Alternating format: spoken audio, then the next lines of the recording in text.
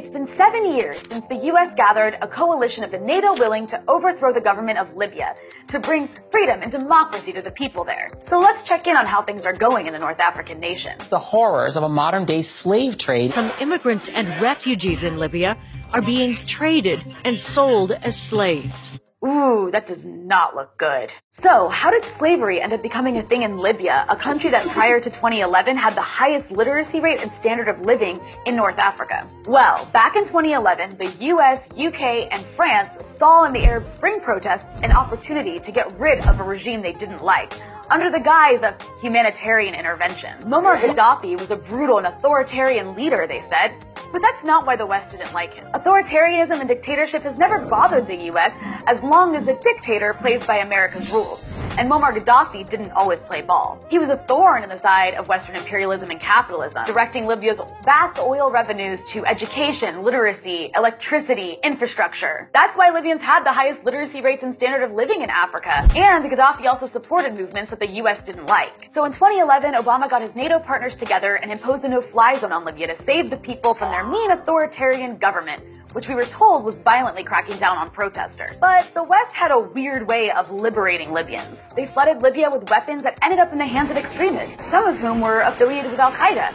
Weird how that keeps happening. And they launched a 7-month NATO bombing operation that destroyed most of the country's infrastructure and propelled the rebels to victory. NATO essentially collapsed the state, got rid of its leader, and handed the country over to competing extremist factions. So it's no surprise that Libya has since descended into lawless chaos that provided ISIS with a base in North Africa and resurrected slavery. After Gaddafi was sodomized with a bayonet by Western-backed rebels, some laughed. We came, we saw, he died. Others celebrated. This is a momentous day in the history of Libya. And the pundits promised things in Libya would get better. There is no doubt in my mind whatsoever that men and women in Libya will live much better lives without Gaddafi. That did not age well. Those who supported intervention said it had to happen to prevent a massacre by Gaddafi. But a year-long inquiry by the UK Parliament found that the NATO intervention was based on an array of lies, that the threat to civilians was extremely overstated, and that the rebels included significant Islamist elements.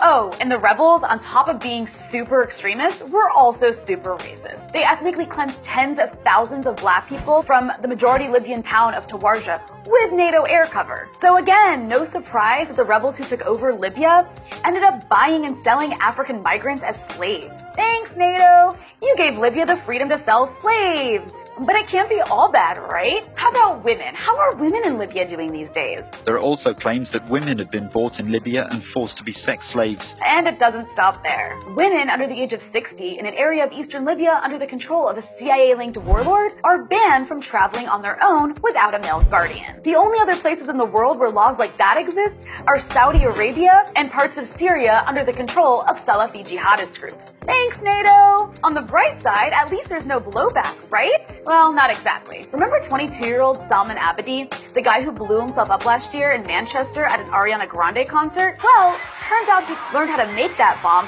while fighting alongside jihadists to overthrow the regimes in Libya and Syria. You see, Salman Abedi's dad is a Libyan exile living in Manchester, which has a huge community of anti-Gaddafi exiles who joined the fight to topple him in 2011. In fact, British intelligence encouraged them to join by facilitating a rat line of anti-Gaddafi exiles to Libya to fight Gaddafi's forces. Unfortunately, the blowback won't end with Abedi. American wars of regime change in Iraq, Libya, and Syria have actively facilitated the growth of Salafi jihadist groups like ISIS and Al-Qaeda for use against Western adversaries. A policy like this will always come back to bite you in the ass. You'd think the West would have learned its lesson after arming the Mujahideen against the Soviets in the 1980s, which evolved into Al-Qaeda and eventually did 9/11.